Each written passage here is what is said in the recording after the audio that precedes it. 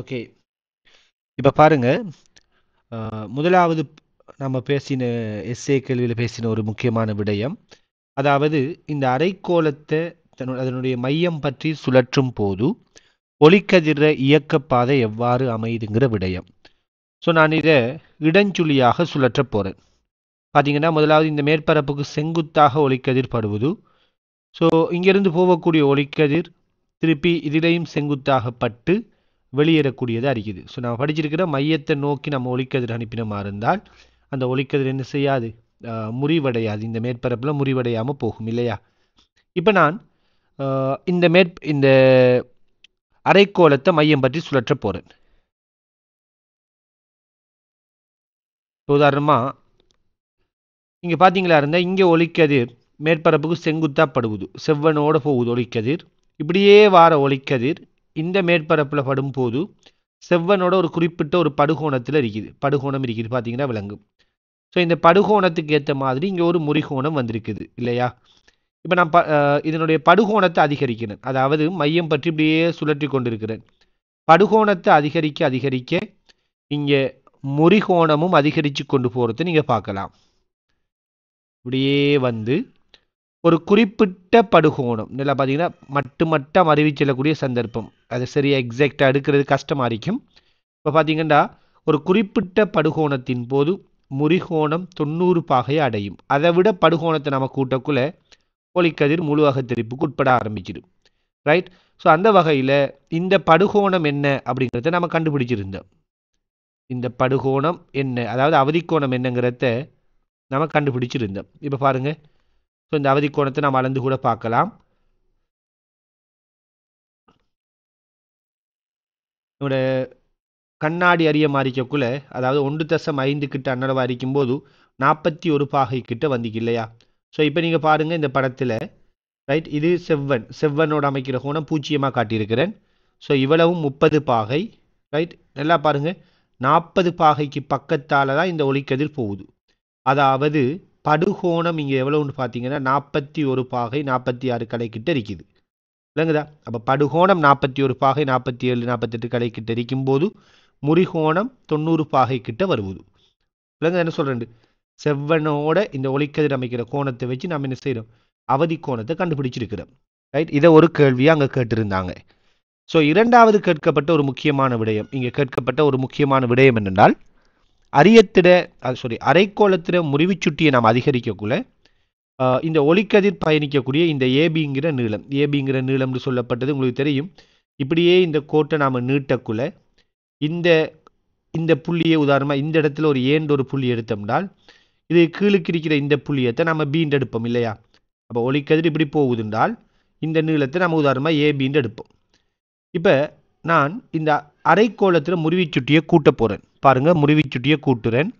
இப்போ கண்ணாடியை அரிக்குது, கண்ணாடியை விடவும் முறிவுச்சுட்டி கூடின ஒரு ஊடகமாக மாற்ற போகிறேன். ரைட். முறிவுச்சுட்டி கூடினால் உங்களுக்கு தெரியும் அவதிக்கோணமானது குறைவடையும், அப்படித்தானே. அவதிக்கோணம் குறைவடைகிறதால ஸோ இந்த படுகோணம் ஏற்கனவே 41 பாகை 46 கலை தான் படுகோணமாக இருக்குது. இதுதான் கண்ணாடிக்குரிய இந்த கேள்வியில் அவதிக்கோணம்.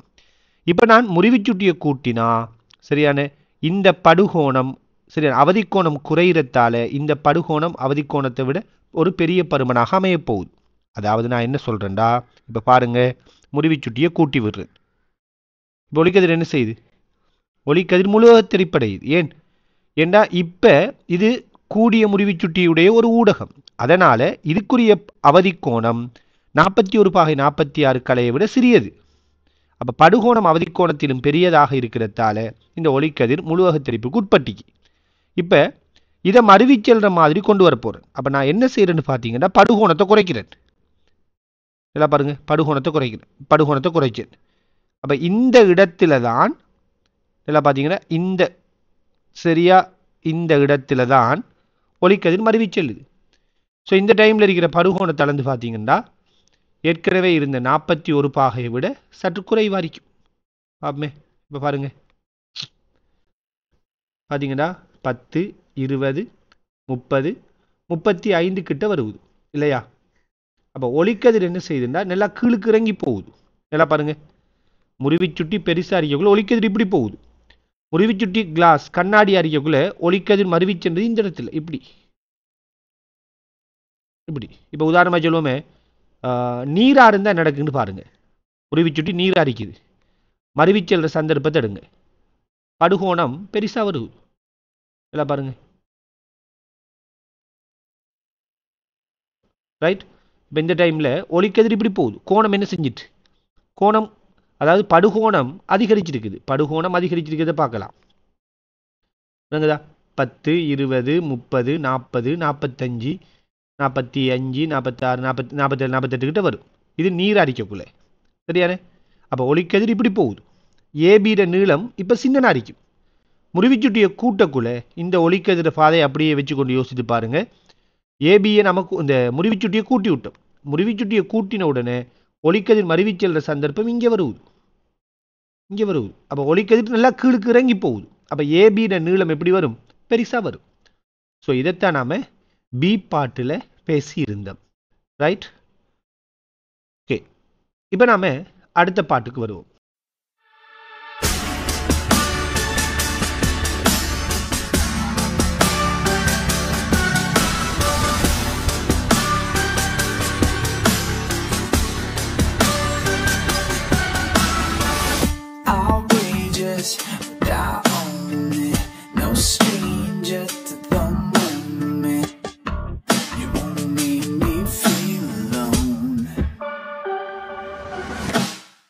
ஸோ அடுத்ததான் நாம் பேசியிருந்த விடயம் என்ன அப்படின்னால், இரண்டாவது கட்டமாக நாம் பேசின விடயம் ஒளிக்கதிர் வெளியேறது, அரைக்கோளத்தை விட்டு வெளியேறக்கூடிய சந்தர்ப்பம் இல்லையா? சி பாட்டில் பேசினது. அதாவது இப்படி ஒளிக்கதிர் அனுப்புகிறோம். இப்போ பாருங்க, ஒளிக்கதிர் நாம் இப்படி அனுப்புகிறோம். இந்த ஒளிக்கதிர் அப்படியே முறிவடையாமல் போகுது. என்ன காரணம்? இந்த மேற்பரப்பில் செங்குத்தாப்படுவது, இந்த மேற்பரப்புலையும் செங்குத்தாப்படுவது. இப்போ நான் இந்த லேசர் கதிரை மேலுக்கு உயர்த்துறேன். மேலுக்கு உயர்த்த உயர்த்த இந்த மேற்பரப்புக்கு ஒளிக்கதிர் செங்குத்தா தான் படுவது. ஆனால் இங்கே ஒரு குறிப்பிட்ட ஒரு படுகோணத்தில் படுவது. அதுக்கேற்ற மாதிரி அடர்ந்த ஊடகத்திலிருந்து ஐதான ஊடகத்துக்கு போகக்குள்ள ஒளிக்கதிர் செவ்வனை விளத்தி முடிஞ்சு இப்படி போகுது. இப்போ நான் இந்த ஒளி முதலை இன்னும் கொஞ்சம் மேலுக்கு உயர்த்துறேன். பார்த்தீங்கன்னா படுகோணம் அதிகரிக்க அதிகரிக்க முறிகோணம் அதிகரித்து கொண்டு போகுது. விளங்குதா? இப்படியே அதிகரித்து கொண்டு போகக்குள்ள ஒரு குறிப்பிட்ட சந்தர்ப்பத்தில் பாருங்க, இந்த ஒளிக்கதிர் சரியா இந்த மேற்பரப்புல மறுவி செல்லும். அதாவது இந்த இடத்துல நம்ம வரைகிற தொடலி கோட்டின் வழியே போகும். அதான் முறிவு கோணம் 90 பாகை. பாருங்க, இதான் ரைட். அதாவது இப்ப இந்த படுகோணம் என்னையா அரிக்கும்னால் அவதிக்கோணம் அரிக்கும். இந்த படுகோணம் இப்ப யாரு? அவதிக்கோணம். இந்த படுகோணம் அவதிக்கோணமாக இருக்கிறதால முறிகோணம் 90 பாகை. ஸோ இதைத்தாங்க ஒரு கேள்வியாக கேட்டிருந்தோம். அவதிக்கோணத்தில் பட்டா ஒளிக்கதிர் எப்படி பயணிக்கும்? அவதிக்கோணத்தில் பட்டா ஒளிக்கதிர் இப்படி மறுவி போகும். அவதிக்கோணத்தை விட குறைவாரிக்கக்குள்ள முறிவடையுது. அவதிக்கோணத்தை விட பெரிசாரிக்கக்குள்ள ஒளிக்கதிர் என்ன செய்து பாருங்க, தெரிப்படையுது. இந்த மேற்பரப்புல பட்டு முழு அகத்தெரிப்படையுது. திருப்பி இந்த மேற்பரப்புலையும் அது முழு அகத்தெரிப்படையும். அதைத்தான் நம்ம என்ன சொன்னோம்டா, இங்க படுகோணம் ஐ என்றால் தெரிகோணமும் ஐ. அதே தெரிகோணம் தான் இங்கேயும் வரும். அதாவது இந்த படுகோணமும் ஐயாகத்தான் இருக்கும் என்றால் இது ஒரு இருசமபக்க முக்கோணம் என்று படிப்பிச்சேன். அப்ப இது ஐ என்றா இதுவும் ஐ. அப்ப இங்கிருந்து வர ஒளிக்கதிர் திருப்பி அடர்ந்த ஊடகத்திலிருந்து ஐதான ஊடகத்துக்கு போகக்குள்ள இந்த மாதிரி செவ்வனை விளத்தி போகுது. விளங்குதா? அப்ப நல்லா பாருங்க, அவதிக்கோணத்துல ஒளிக்கதிர் மறுவி செல்லுது. அவதிக்கோணத்தை விட சாட படுகோணத்தை அதிகரிக்கிறேன். விளங்குதா? இதுதான் படுகோணமா இந்த மேற்பரப்பில் இருக்கிற கோணத்தை பற்றி பேசிக்கொண்டு இருக்கிறேன். அப்ப படுகோணத்தை சாட நான் அதிகரிக்கக்குள்ள ஒளிக்கதிர் என்ன செய்யுது? முழு அகத்தெரிப்படைந்து இப்படி போகுது. இது என்ன விடயம்னால், நான் இந்த படுகோணத்தை இப்படியே இன்னும் கொஞ்சம் அதிகரிக்க போறேன். அதாவது இந்த ஒளி முதலை இன்னும் கொஞ்சம் தள்ளுறேன். இதெல்லாம் பாருங்க, ஒளி முதலை நான் தள்ள தள்ள படுகோணம் அதிகரிக்க அதிகரிக்க ரைட் முறிகோணம் இப்படியே அதிகரித்து கொண்டு வரும், தெரிகோணம் அதிகரித்து கொண்டு வருது. இப்படியே வந்து ஒரு டைமுக்கு நல்லா பார்த்தீங்கன்னா ஒளிக்கதிர் இப்படி போகும். இந்த டைம்ல இந்த படுகோணம் எவ்வளவு அரிக்கும்? 45 பாகையா அரிக்கும். இதை பற்றி நம்ம போன எஸ்ஏ டிஸ்கஷன்லையும் பேசியிருந்தோம். இந்த கடைசியாக நடந்த எஸ்ஏ டிஸ்கஷன்லையும் சொல்லி இருந்தேன் இல்லையா? உண்மை. அதாவது கிடையா போறது நிலைக்குத்தாக இந்த தெரிக்குது என்றால் இவ்வளவும் 90 பாகை. அப்போ இந்த கோணம் படுகோணம் தெரிகோணம் எவ்வளோ அரிக்கணும் 45 அரிக்கணும். அப்போ படுகோணம் 45 விட சின்ன அரிக்கக்குள்ள ஒளிக்கதிர் இப்படி போகுது. விளங்குதா? ஏண்டா இது 41 பாகை, உதாரணமாக 42 பாகைன்னா இவ்வளவு 84 பாகையாக அரிக்கும். என்ன கிளாஸில் சொல்லியிருந்தேன். 45க்கு வரக்குள்ள சரியா இப்படி வருது. 45 விட பெருசாக வரக்குள்ள ஒளிக்கதிரை பாருங்க எப்படி போகுதுன்னு, இப்படி போகும். விளங்குதா? இப்போ உதாரணமாக சொல்லுவோமே, இது ஒரு 48 பாகைண்டா இதுவும் 48 பாகை, அப்போ 96 பாகையாக இருக்கும் இவ்வளவும். இது 48ண்டா இதுவும் 48, ஏன்னா இரு சமபக்க முக்கோணி. இது 48ண்டா இதுவும் 48, படுகோணம் சமன் தெரிகோணம். அப்போ இந்த ஒளிக்கதிர் இப்படியே வரும். அடர்ந்த ஊடகம் ஐதான ஊடகம் செவ்வன விளத்தி போகும். விளங்குதா? ஸோ இதை பற்றி தான் நம்ம அடுத்த கட்டமாக பேசியிருந்தோம். அடுத்த அந்த கேள்வியில் என்ன கேட்டாங்கன்னா, ஒளிக்கதிர் வெளியேறுகின்ற மேக்சிமம் ஆரையை பற்றி கேட்டிருந்தாங்க இல்லையா? இப்போ யோசிச்சு பாருங்க, இப்போ அதிகமான ஒளிக்கதிரை நான் இந்த இடத்துல காட்டியிருக்கிறேன். ரைட், பார்த்தீங்கன்னா இப்போ இங்கே அனுப்புகிற ஒளிக்கதிர் எல்லாமே இந்த வலைமேற்பரப்பை விட்டு வெளியேறுது. இப்படியே நான் இதை மேலுக்கு உயர்த்திட்டு போகக்குள்ள ஒரு கட்டத்தில் ஒளிக்கதிர் என்ன செய்ய ஆரம்பிக்கும், தெரிக்க ஆரம்பிக்கும். இங்கால பக்கம் போகக்குள்ள மேலுக்கு போகக்குள்ள ஒளிக்கதிர் எல்லாமே தெரிக்க ஆரம்பிச்சிடும். விளங்குதா?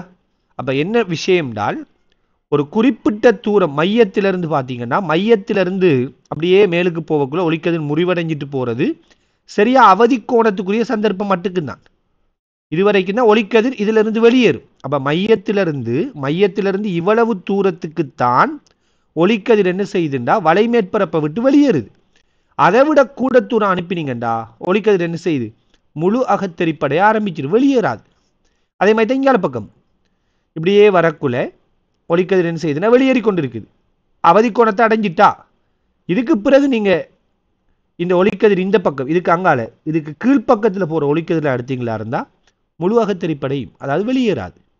அப்ப இந்த அரைக்கோளத்தில் ஒரு குறிப்பிட்ட தூரத்துக்குள்ள இருக்கிற ஒளிக்கதிர்கள் தான் வெளியேறும். அப்படி வெளியேறுகின்ற ஒளிக்கதிர்கள் அந்த ஆரை என்ன அப்படிங்கிற கேள்விக்கு நம்ம கண்டுபிடிச்சோம். அரைக்கோளத்தில் ஆரை 3 சென்டிமீட்டர் அரிக்கக்குள்ள அதுல 2 சென்டிமீட்டர் நீளமான ஆரையுடைய ஒளிக்கதிர்கள் தான், 2 சென்டிமீட்டருக்கான ஒளிக்கதிர்கள் தான் வலை மேற்பரப்பை விட்டு வெளியில போகுது. அதுக்கு அங்கால் இருக்கக்கூடிய ஒளிக்கதிர்கள் வலை மேற்பரப்பை விட்டு வெளியில போகாது. விளங்குதா? இதை நீங்க இங்க என்ன செய்யலாம், அழகாவே பார்க்கலாம்.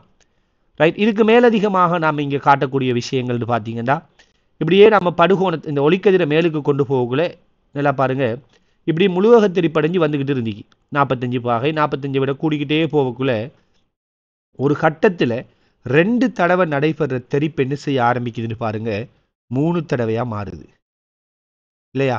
இப்படியே இன்னும் கொஞ்சம் மேலுக்கு உயர்த்தக்குள்ள அதோட தெரிப்பு ஒரு உதாரணமா ஒரு 4 தடவையா மாறுது.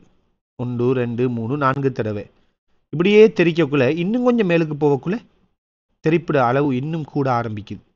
இப்படி மேலுக்கு போக போக இந்த ஒளிக்கதிர் அப்படியே தெரிக்கிற அளவு படிப்படியாக கூடிக்கொண்டு வரது நீங்க பார்க்கலாம். இப்ப ஏறக்குறைய இந்த மேற்பரப்பின் வழியே ஒளிக்கதிர் ட்ராவல் பண்ற மாதிரி கூட நீங்க ஒளிக்கதிரை அவதானிக்க முடியும். இது பாருங்க, அதாவது சரியா இந்த விளிம்புல நம்ம ஒளிக்கதிர் அனுப்பக்குள்ள ஒவ்வொரு இடத்திலேயும் சின்ன சின்ன தெரிப்பு நடந்து நடந்து நடந்து நடந்து ஏறக்குறைய ஒளிக்கதிர் என்ன செய்யுது, அப்படியே மேற்பரப்பின் வழி அரைக்கோள மேற்பரப்பின் வழியே ட்ராவல் பண்ற மாதிரி பார்க்கலாம். சரியான?